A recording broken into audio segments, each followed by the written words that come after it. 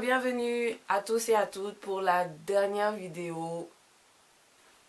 C'est bête, hein? Je suis en train de la tourner le 31 décembre 2023, mais je vais certainement vous la poster. Pas certainement, je vous la posterai. Ça sera la première vidéo de 2024. Et je voulais revenir un peu... Pas revenir, je voulais partager avec toi qui me regarde. C'est la première fois que tu tombes sur ma chaîne Immigration. Sur vraiment mon ressenti après 10-11 ans dans ce pays, avoir côtoyé ceux qui sont venus ici pour étudier, côtoyer ceux qui sont venus ici pour être résidents permanents ou côtoyer ceux qui viennent ici pour travailler, ce à quoi vraiment, comment moi je vois l'immigration, vraiment les avantages, les inconvénients et tout. Et donc si c'est quelque chose qui t'intéresse, reste juste après le générique et on revient.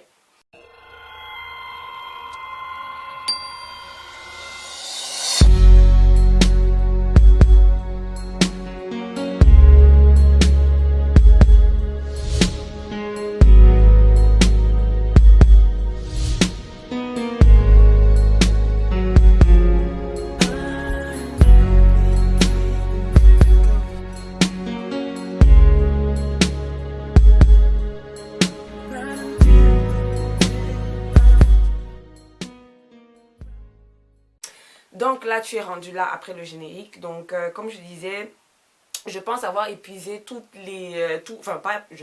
non, je suis pas sûre que j'ai épuisé tous les sujets.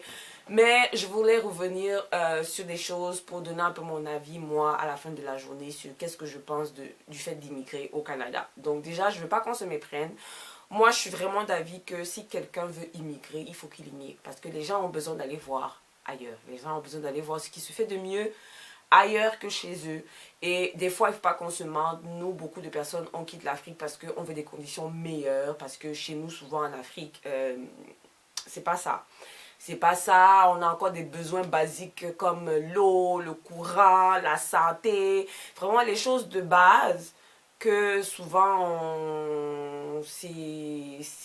comment je veux dire, c'est déjà dans la routine des pays développés comme ceux d'Amérique du Nord, comme ceux d'Europe, etc. Après avoir vu beaucoup d'étudiants étrangers venir ici, voir ce que ça coûte aux parents de payer des sessions scolaires, que ce soit dans les cégeps, que ce soit dans les collèges comme les CDI, Grasset, Trébas, ou que ce soit dans les universités, ça coûte vraiment cher à l'Africain de classe moyenne ou vraiment de classe moyenne. Je ne parle pas de ceux qui ont les parents ministres qui volent, qui pillent les caisses de l'État. Je ne parle pas de ceux qui ont les parents hommes et femmes d'affaires. Je ne parle pas de ceux dont les familles appartiennent à une classe où je ne dirais pas que l'argent c'est pas un problème, mais que vraiment il n'y a pas le manque d'argent, ok? Parce que vraiment venir étudier ici, beaucoup de vous m'ont déjà envoyé des DM. Je veux venir au Canada, mais je n'ai pas les moyens. Je veux venir étudier. Honnêtement, rien que ce qu'on demande au niveau de la caution pour pouvoir faire les démarches est rendu maintenant que à l'intérieur ici, que ce soit tant le fédéral que la province du Québec qui sont en train de voter des lois, qui sont en train de passer des lois qui font que étudier ici va devenir de plus en plus compliqué, tant ça va devenir cher. Parce que là, il y a des lois comme qu'on veut augmenter les taux des frais de scolarité que ça coûte aux étudiants internationaux. Et en plus maintenant, à cause du fait que la province du Québec estime que le français est en train de se perdre, ils sont en train d'augmenter les frais de scolarité pour les universités anglophones, par exemple, qui se trouvent dans le Québec, à l'instar de l'université de McGill. Ce que ça va faire, c'est que tant pour ceux qui sont d'Afrique anglophone, qui vont peut-être vouloir venir fréquenter à Montréal, à McGill, ceux qui vont venir du Ghana, qui parlent anglais, qui vont venir à McGill, du Nigeria, qui vont venir à McGill, ça va coûter plus cher que ça ne coûte maintenant.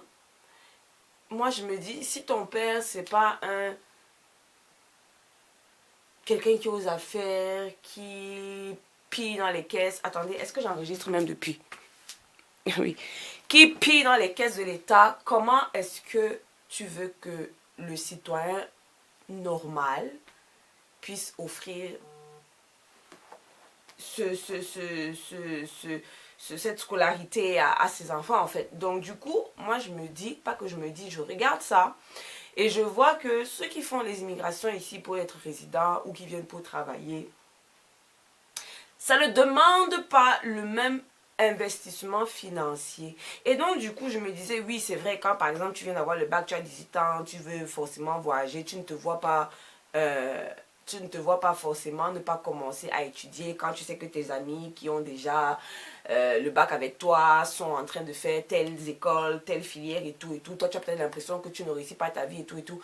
Venir au Canada, honnêtement, même si c'est que tu veux étudier, moi je dis, hein, vraiment un parent qui me regarde maintenant, investissez dans vos enfants dans le sens que pourquoi ne pas entamer une procédure pour vos enfants pour qu'ils viennent en tant que résidents ou qu'ils viennent en tant que travailleurs. S'ils ont déjà un petit diplôme de bac, faites-leur faire vite une formation au pays, genre qu'ils aient même un bac plus 3, une licence, en n'importe quoi.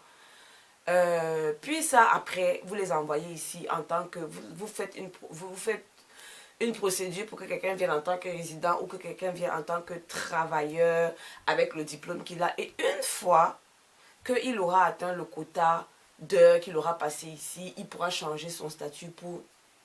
Surtout que si tu viens en résident permanent, tu peux aller à l'école comme un citoyen canadien. Hein? Si tu viens en tant que travailleur, tu passes le nombre de temps que ça te prend.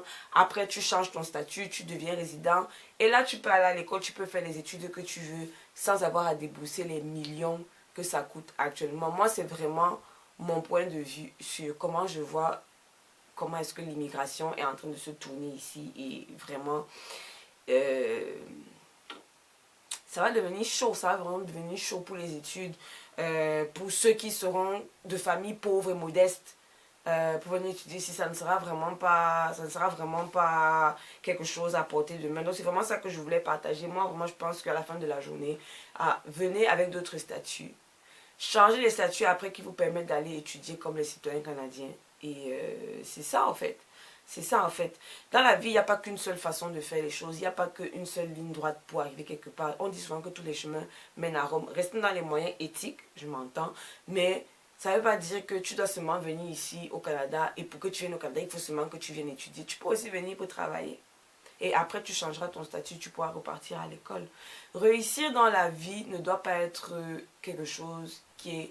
Pour réussir dans la vie, je dois avoir les diplômes, je dois avoir la maison, je dois avoir... Si réussir dans la vie, c'est atteindre les objectifs qu'on s'est fixés soi-même dans la vie. Si ton objectif, c'est que je veux aller au Canada, si tu arrives au Canada et que tu travailles, tu es quand même arrivé au Canada, non? Tu as quand même atteint un de tes objectifs, non? Et si à la fin de la journée, tu es heureux d'avoir atteint cet objectif-là, il ne faut pas que la réussite des autres soit la seule façon pour toi de voir la réussite. C'est ça que je voulais partager. Et je vous souhaite par la même occasion une merveilleuse année 2024. On se retrouve très bientôt pour une autre vidéo. Bisous!